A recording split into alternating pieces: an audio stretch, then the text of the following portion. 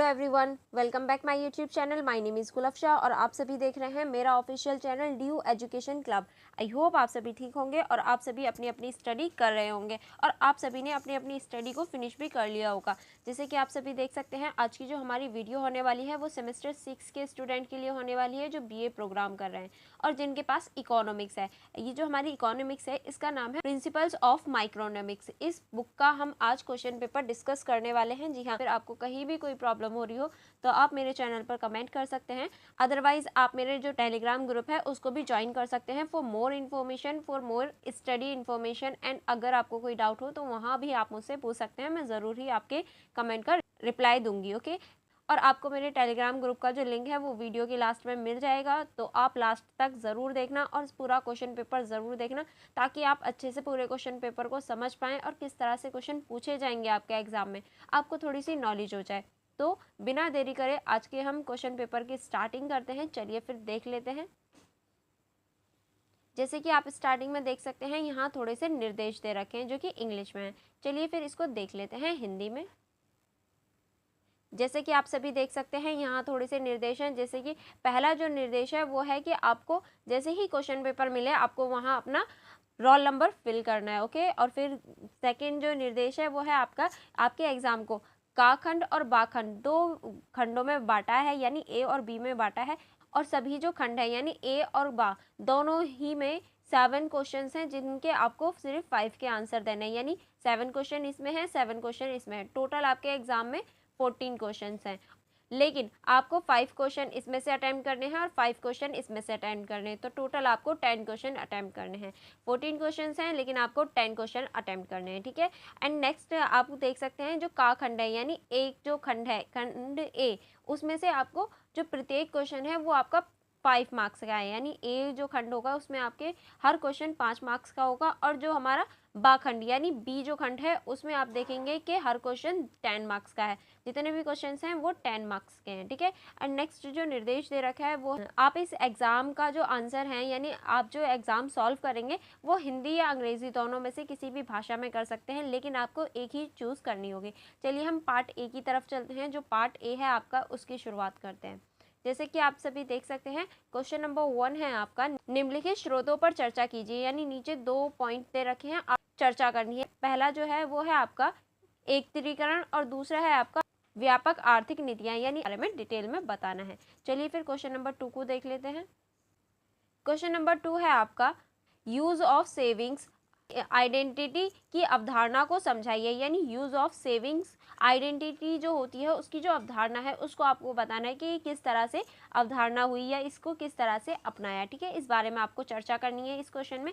Next question है question number 3, जिसमें आपको बताना है गुणांक की अवधारणा पर चर्चा कीजिए, यानी जो गुणांक होता है उसकी अवधारणा के बारे में आपको बताना है। और इस क्वेश्चन में आपको आरेख बनाना आवश्यक है, यानी आपको वेन डायग्राम भी बनाना है, आरेख बनाकर इस क्वेश्चन को बताना है। ठीक है, और ये जो क्वेश्चन है ये आपका 5 मार्क्स का है। चलिए फिर आगे बढ़ते हैं। आगे है आपका क्वेश्चन नंबर 4, जो कि पूछ रहा है पूंजी की उपयोगकर्ता लागत के दो घटक कौन से हैं, यानी आपको बताना है कि पूंजी की उपयोगकर्ता के जो लागत है उसके 2 घटक कौन से इंपॉर्टेंट हैं, उन दोनों ही घटकों के बारे में आपको बताना है इस क्वेश्चन में। आई होप आपको क्वेश्चन नंबर 4 भी अच्छे से समझ में आ गया होगा। अब चलते हैं क्वेश्चन नंबर 5 की तरफ। क्वेश्चन नंबर 5 है आपका पूर्ण रोजगार बजट अधिवेशन क्या है, यानी पूर्ण रोजगार बजट अधिवेशन जो लाया गया था वो क्या है। आपको इस क्वेश्चन में इसे डिटेल में बताना है कि पूर्ण रोजगार बजट क्या है और ये कब लाया गया था और ये किसके द्वारा लाया गया था। ठीक है, नेक्स्ट है हमारा क्वेश्चन नंबर 6, जिसमें पूछ रहा है मुद्रा रखने के क्या उद्देश्य है, यानी मुद्रा क्यों रखी जाती है, इसके क्या उद्देश्य हैं, इस बारे में आपको इसमें चर्चा करनी है। चलिए आगे बढ़ते हैं। आगे है आपका क्वेश्चन नंबर 7, जो कि पूछ रहा है बॉन्ड की कीमत और ब्याज दर के बीच संबंध को समझाइए, यानी बॉन्ड की कीमत और जो हमारी ब्याज दर होती है उसके बीच का जो संबंध होता है वो आपको इस क्वेश्चन में बताना है। ठीक है, और यहाँ हमारा जो सेक्शन बी है यानी भाग जो बी है बा वो स्टार्ट होता है, यानी अब हम सेक्शन बी को देखने वाले हैं और इसका ईच क्वेश्चन, हर क्वेश्चन 7 मार्क्स का है, ठीक है। उसमें ईच क्वेश्चन यानी हर क्वेश्चन 5 मार्क्स का था और इसमें हर क्वेश्चन हमारे 7 मार्क्स का है, ठीक है। चलिए इसका जो फर्स्ट क्वेश्चन है उसको देख लेते हैं। फर्स्ट क्वेश्चन है, समष्टि अर्थशास्त्र क्या है? समष्टि अर्थशास्त्र के उन उद्देश्यों का उल्लेख करें जिन्हें समष्टि अर्थशास्त्री संबोधित करते हैं। यानी आपको पहले इस क्वेश्चन में बता रहा है कि समष्टि अर्थशास्त्र होता क्या है और समष्टि अर्थशास्त्र के ऐसे कौन से मुद्दे हैं जो समष्टि अर्थशास्त्री बढ़ावा देते हैं, उन्हें संबोधित करते हैं। उन सारे मुद्दों के बारे में आपको यहाँ डिटेल में लिखना है, ठीक है। नेक्स्ट क्वेश्चन चलते हैं, क्वेश्चन नंबर 2, जो कि आपको पहला इंग्लिश में दे रखा है और यहाँ ये हिंदी में दे रखा है।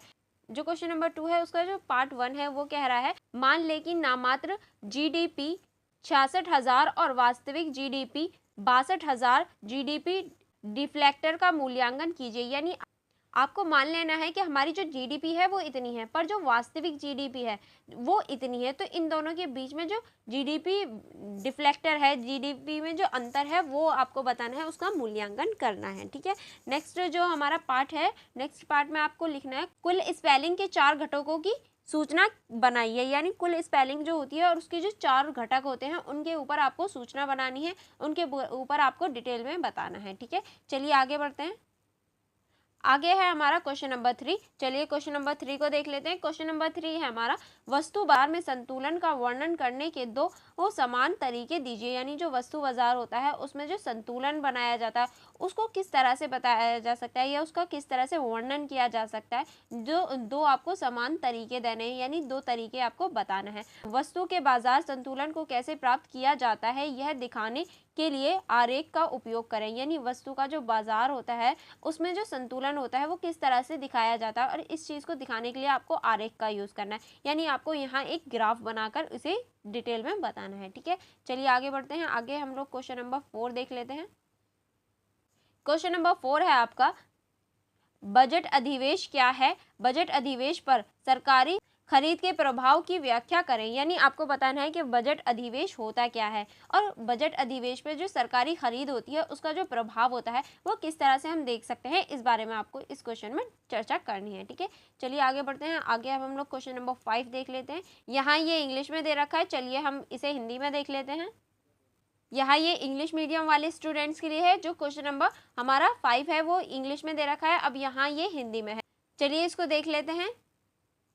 ये क्वेश्चन हमसे पूछ रहा है, एक अर्थव्यवस्था के बारे में निम्नलिखित जानकारी इस प्रकार दी गई है। यानी एक अर्थव्यवस्था है जिसके बारे में हमें ये जो डिटेल्स दे रखी हैं। अब इसी के बिहाफ पे कुछ क्वेश्चन पूछ रखे हैं, पहले इन डिटेल्स को देख लेते हैं। C बराबर है हमारा 50 प्लस 0.8 YD और जो I बराबर है उसके I बराबर है हमारा 70 रुपये और G बराबर है 200 रुपये और TR बराबर है 100 रुपये और जो T बराबर है वो 0.20 है, ठीक है। चलिए अब हम इससे रिलेटेड क्वेश्चन देख लेते हैं। जो पहला क्वेश्चन बनता है वो है हमारा, इस मॉडल में आय के संतुलन स्तर की गणना करें। यानी ये जो मॉडल आपको ऊपर दे रखा है, इस मॉडल में जो हमारे आय का संतुलन स्तर होता है उसकी गणना करनी है, उसके बारे में आपको बताना है, ठीक है। नेक्स्ट देख लेते हैं। नेक्स्ट जो क्वेश्चन बनता है वो है, बजट अधिवेशन की भी गणना करें। यानी जो हमारा बजट अधिवेशन होता है उसकी भी गणना करनी है आपको इस क्वेश्चन में, ठीक है।